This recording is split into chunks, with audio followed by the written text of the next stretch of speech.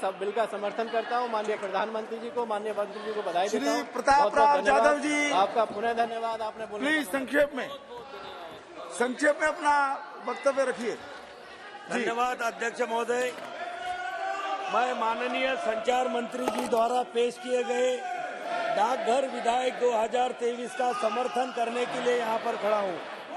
अध्यक्ष जी, हमारे यशस्वी प्रधानमंत्री माननीय श्री नरेंद्र मोदी जी के दिशा निर्देश में हमारे विद्वान मंत्री माननीय श्री अश्विनी वैष्णव जी ने ब्रिटिश काल से चले आ रहे पोस्ट ऑफिस कानून को बदलने का महत्वपूर्ण कार्य यहाँ पर किया है।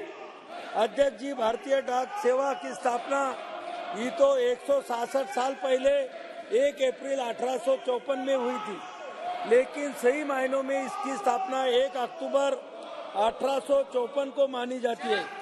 इस वक्त लगभग 701 डाकघरों को मिलाकर भारतीय डाक विभाग की स्थापना हुई थी। अध्यक्ष जी, एक समय था जब लोग खत या चिट्ठी के माध्यम से अपने शब्दों को नहीं बल्कि अपने भावनाओं को भी पिरोया करते थे। इस खतों के माध्यम से वे सुख दुख की कहानियां के साथ साथ ढेर सारा प्यार भी आपस में बांट लेते थे। अध्यक्ष जी, यह देखने वाली बात है कि संचार क्रांति ने चिट्ठियों पर बेशक असर डाला है, पर हमारे यशस्वी प्रधानमंत्री माननीय श्री नरेंद्र मोदी जी की दिशा निर्देश में भारत सरकार ने बहुत तेजी से डाक व्यवस्था का विस्तार एवं आधुनिकीकरण किया, जिसके जरिए सरकारी योजनाओं को भी घर घर तक पहुंचाया। दुनिया भर में जहां डाक सेवाएं सीमित रही है वही भारतीय डाक न केवल तकनीक के साथ कदम ताल कर रहा है बल्कि अपना विस्तार भी कर रहा है। अध्यक्ष जी, वर्तमान में देश भर में डाकघरों का विशाल नेटवर्क मौजूद है। जी, भारत में कुल 1,64,000 डाकघर है। कांग्रेस की अगुवाई में यूपीए सरकार ने संक्षेप में करिए, लगभग 600 डाकघरों को बंद किया था, लेकिन माननीय मोदी जी की लीडरशिप में एनडीए सरकार ने 5,000 नए डाकघर खोले हैं और आज गाँव में डाकघरों का ढांचा बहुत ही मजबूत है।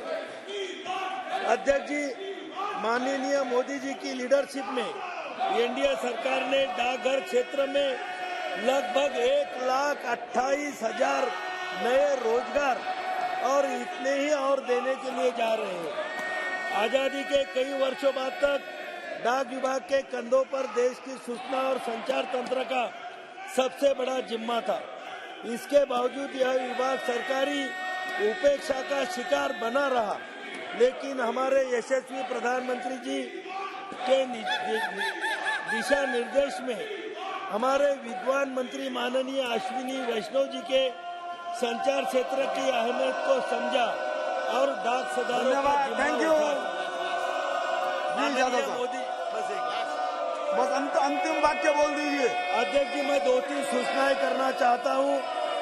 केंद्र और राज्य सरकार की डीबीटी सेवा का इंडिया पोस्टल बैंक माध्यम से संदर्भ में चलाने में योजनाओं के सभी खाते, जो हमारे छोटे खाते हैं, गरीबों के खाते, देहातों के खाते, वो नेशनलाइज बैंकों से ट्रांसफर करके पोस्ट ऑफिस को देना चाहिए, क्योंकि लोगों को ज्यादा देर पैसे के लिए जाने का काम ना गिरे।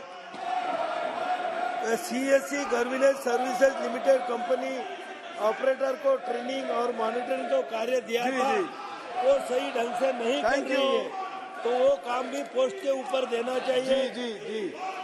जो अंग्रेज के जमाने की पुराने बिल्डिंग है और कुछ कार्यालय किराए के भावनाएं पर चल रहे हैं, तो मेरी सरकार से विनती है कि जो हमारी ऐसी जगह है शहरों में या बड़े शहरों में, वो बीओटी के माध्यम से हमारे डाकघर बनाए जाए और बचे हुए पैसों से देहातों में भी हम नए डाकघर वहाँ पर खोल सकते हैं। ऐसे बिना दावे के जो खाते हैं, जिसका कोई दावेदार नहीं है, जिसमें लगभग 16,000 करोड़ की राशि पड़ी है, ऐसे खाते की राशि समय पश्चात सीनियर सिटीजन वेलफेयर फंड में रखा जाता है, उसके बाद उसे वित्त मंत्रालय द्वारा उपयोग में लाया जाता है। मेरी ये मांग है कि राशि में से कुछ राशि अगर हमारे डाक विभाग के आधारभूत संरचना के उपयोग में लाया जाए तो अच्छा होगा। Thank you. डाक विभाग के पार्षद श्री राम शिरोमणि वर्मा जी।